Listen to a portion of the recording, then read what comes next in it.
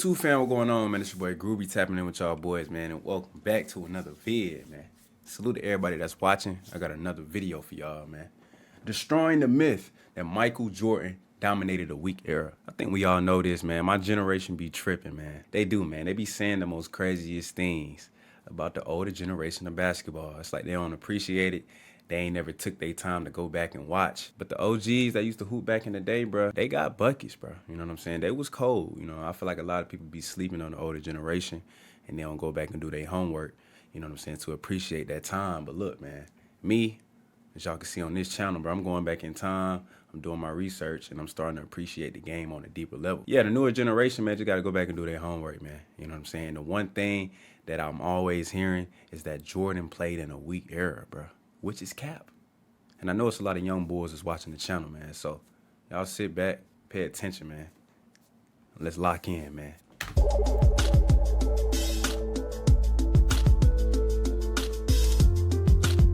Let's get it, let's get it, let's get it. I see I got the extreme airheads with me. Water unlocked, man.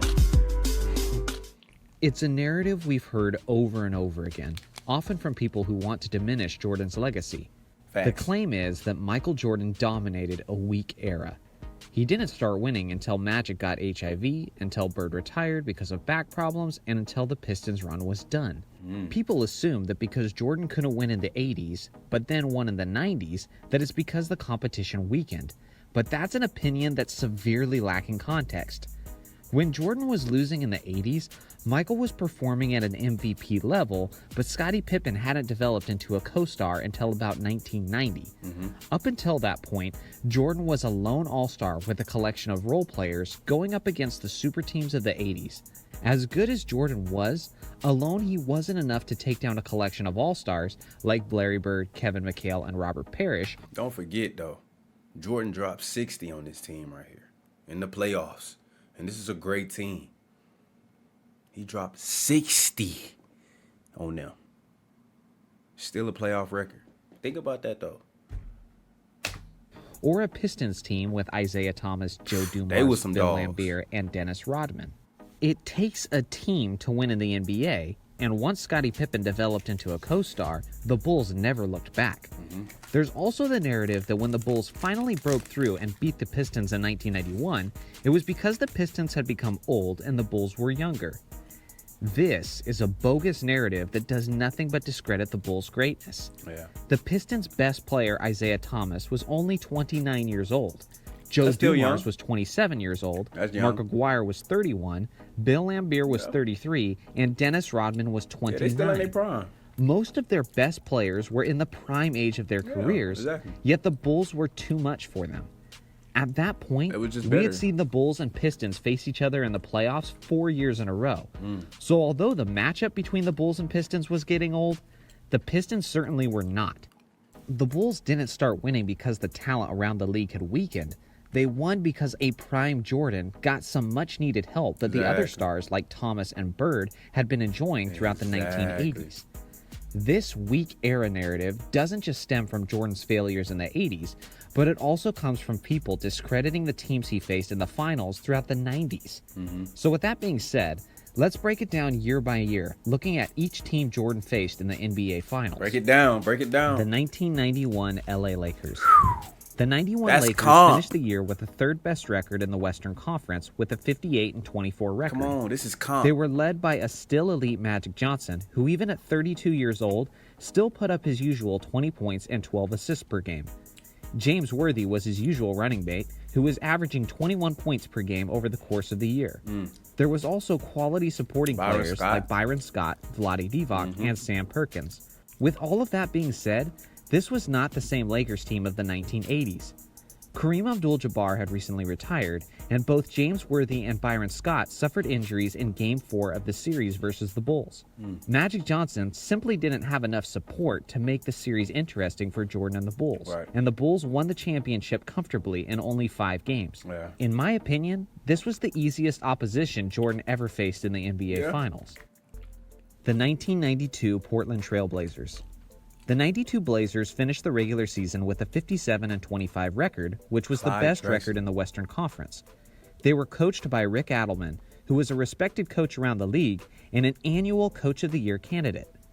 Adelman won nearly 60% of his games over his career and regularly coached teams into being elite squads defensively. Okay. This Portland team was no exception, as they were ranked the third best team in the league defensively that year.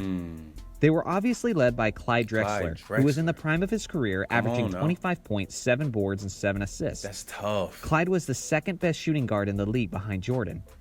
Behind their superstar and Clyde, they had plenty of depth to back him up. Clyde's co-star was the point guard Terry Porter, who averaged nearly 20 points per game and orchestrated the team's elite offense. I didn't know that. Terry was also one of the most lethal and efficient three-point shooters in the game, which helped spread the floor for the Blazers. Damn, okay. At small forward, they had the 29-year-old Jerome Kersey, who just 2 years prior was averaging 20 points per game of his own. They also had Buck Williams at power forward, who was a walking double-double. He was the Rookie of the Year his first year in the league, and Buck was also one of the best defenders in the league at his position. Buck made 4 all-defense teams and was a 3-time NBA All-Star. On top of all of that, they had other quality and veteran players with experience, like the scrappy Danny Ainge, Clifford Robertson, and Kevin Duckworth, and each of those guys had made All-Star appearances in their careers. Okay. The Deep Blazers had a total of 6 players who averaged double-digit scoring that year, compared to the Bulls, who only had 3 players, Jordan, Pippen, and Horace Grant. Ooh. So I think you get the point. They had a better team. This Blazers squad was absolutely loaded with talent. Yeah. And although many of the names on that team have since been forgotten, it would have been absolutely ludicrous in 1992 if you had said their team was weak. The 1993 Phoenix Suns. The 93 Suns had finished the NBA season with a 62-20 record, which was the best record in the entire NBA. Not only did they have the best record in the league and the league's top-rated offense, but they also had the league MVP. Charles Barkley was one of the greatest players in NBA history, who was just 29 years old and coming off of a season where he averaged 25 points, 12 rebounds, and 5 assists. Helping Barkley was an elite 26-year-old point guard, Kevin Johnson, who was a 3-time All-Star and had been on 5 All-NBA teams. 3-time All-Star. Kevin Johnson, the energy and effort behind the Suns' season, and had averaged 18 points and 9 assists that year. That's tough. On this year's Suns was also the recently acquired Danny Ainge, who crossed paths with Jordan a lot in the playoffs. They also had Dan Marley, who was one of the best wing defenders in the NBA at this time, and was also an elite 3-point shooter who was chipping in 17 points per game that season. Add in quality veteran scorers like Tom Chambers and Cedric Ceballos, and what you have is one of the greatest teams ever to fail to win a championship. I'm telling you guys, this Phoenix team was incredible. They had absolutely everything, but it just wasn't meant to be. The Bulls were clicking at the right time, and Jordan had arguably the greatest final series of any player ever, as he averaged an incredible 41 points, 8.5 rebounds, and 6.3 assists over a hard-fought... Come on, bro. Y'all got to stop all this. Jordan had no comp, bro. He was in a weak year. Stop, bro. He's giving you the statistics right here. Just because you ain't heard of these players or you ain't watched that far back don't mean that the competition level wasn't, there. Solid teams, good, well put together teams that are playing good basketball, bro. That MVP, Charles Barkley, this is competition right here. But Jordan just couldn't be stopped, bro.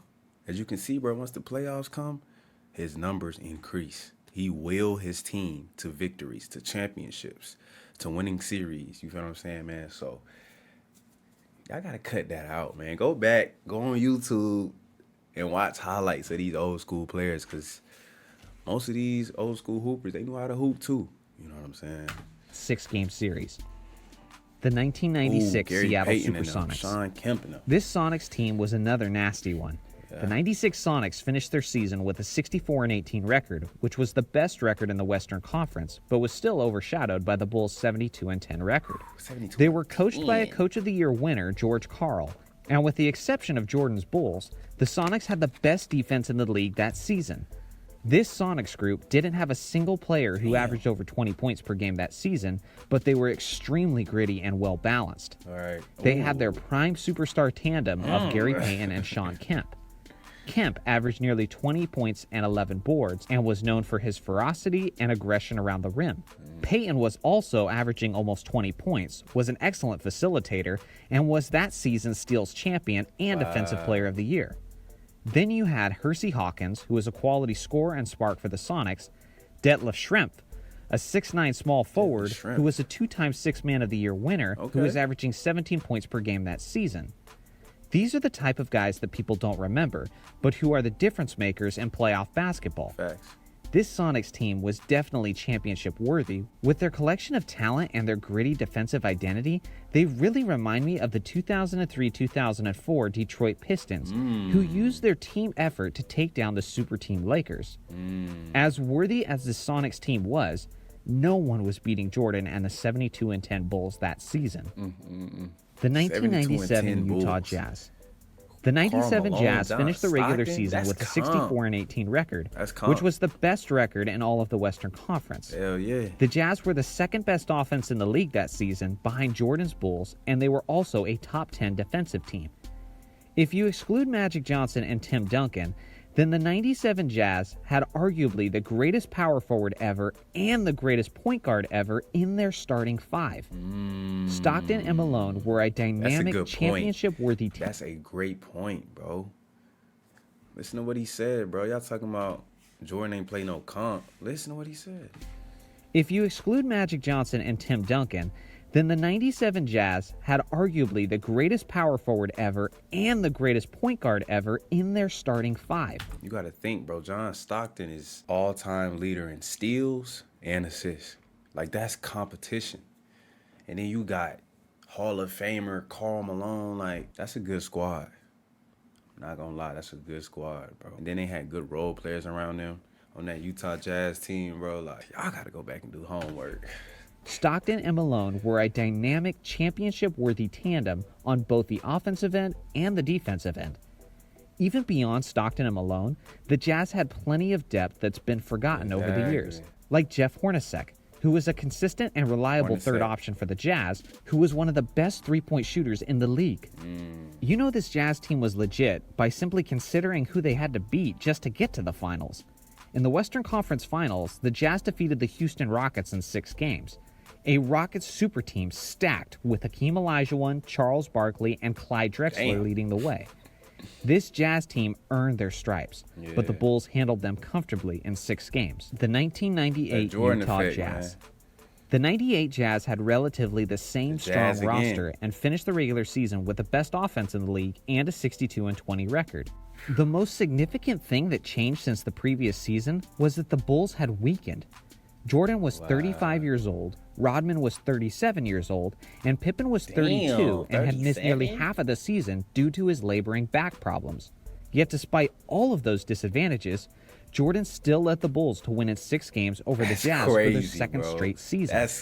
In that final series, Jordan quite literally carried the Bulls as he averaged 33.5 points of the Bulls' 88 points per game. The team as a whole averaged 88 points, and Jordan literally put up more than 1/3 of their points, bro.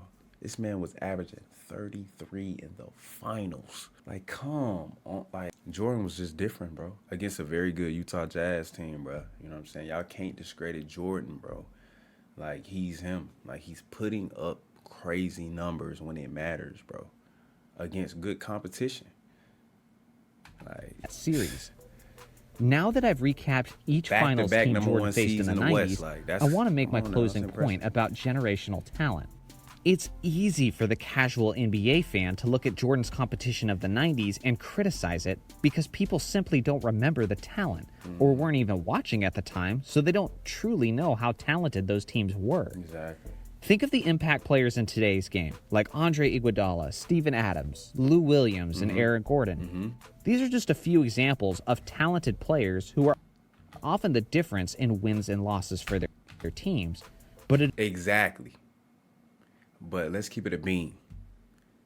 10 years, 20 years, 30 years, 40 years down the line, who's going to remember a Steven Adams, bro? Who's going to remember a Eric Gordon? Like, only real basketball fans that pays attention to the game now is going to remember those type of role players, those great pieces to a good team. Only we going to remember that. And then the next generation going to say, oh, come on, bro. It's a continuous cycle, bro. Obviously, I don't know every single player on a championship team in the 80s. I'm not going to remember that. Obviously, I'm going to remember, like, the best 3 players and just know they had a solid squad. You know what I'm saying? So just because you don't know everybody on the team don't mean like he played in a weak era, bro. Like just do your homework, do your research, watch film, go back and see how the game was played and then make your judgment. You feel what I'm saying? But come on, bro. In a few decades, no one will be talking about these guys They won't. the same way no one talks about guys like Terry Porter, Dan Marley, Detlef Schrempf, and Jeff Hornacek. But they was putting up great numbers though. They was putting up great numbers. All these players he just mentioned was putting up great numbers. We just don't remember them because they weren't like crazy superstars, but they were great players, great pieces. At a certain point, people won't remember the overall talent of teams, and it becomes just about the stars. Exactly. The young casuals will say things like, so Jordan and Pippen beat Barkley in the finals, big deal. Exactly. What else did Barkley have? A lot, actually. Exactly, yeah. Heck, sometimes it's not even the solid role players who get forgotten, but sometimes it's even the star players themselves. Clyde Drexler, A perfect example of a example. modern player who could eventually be forgotten is Paul George. Paul George. Sure, he puts up great numbers No and was rings. even an MVP candidate for a while this No year. rings. But in 2 to 3 decades, people won't be talking about this guy. Yeah, they won't. How do I know this? Because I've already seen it with guys like Adrian Dantley, Sidney Moncrief, Clyde Drexler, and Alex English. These were guys who averaged 25 to 30 points per game and carried their franchises year in and year out. Good But into God. the future, people generally don't talk about the greats who didn't win championships. Exactly. So again, with that in mind, it's easy to see why people diminish Jordan's competition in the 90s. he won all the because when championships. Jordan was playing in the 90s, he was the only one winning. Exactly. And those are the ones we remember. No matter how you try and spin it, Nah, this the a good reality video, is bro. that Michael Jordan led a Bulls team that dominated an era of legitimate and fierce competition Exactly. that many people just simply don't remember or just never knew. Thanks for watching Makes my video, sense. guys. Let me know in the comment section how you grade Michael Jordan's competition in the NBA Finals. Make sure to like and subscribe, and I'll see you guys in the next video. Great video right there. I get his point. His point is valid in my opinion. Y'all let me know in the comments down below what y'all think about this video and what he said. He make perfect sense to me, bro. A lot of the younger generation, bro, go back and do homework. If you really into it and you really want to discuss basketball and make sense, bro, go back and do homework, bro. You know what I'm saying? Watch film. You feel what I'm saying? Do what I'm doing. But in my opinion, bro, I think Jordan played good competition. I'm not finna discredit what he did in the past just because I didn't know most of the players back then because I wasn't born. But I'm going back, I'm watching, I'm learning more about these players, bro. They putting up crazy numbers in a more physical era. You know what I'm saying? So, like, I respect it. You know what I'm saying? I respect the evolution of the game. You know what I'm saying? I respect all eras. You know what I'm saying? So, a lot of y'all just got to respect the game. Respect each era. You feel what I'm saying? I just feel like Jordan was that good. He dominated. You feel me? That's why everybody say, oh, he played in a weak era because he won so many championships. Every time he made it to the finals, he won. You feel what I'm saying? So, yeah, that's my take on it. Y'all let me know in the comments what y'all take on this. If you like the reaction, hit the like button. Subscribe to the channel if you're new. Young Groovy signing out. I'm going to catch y'all in the next vid, man.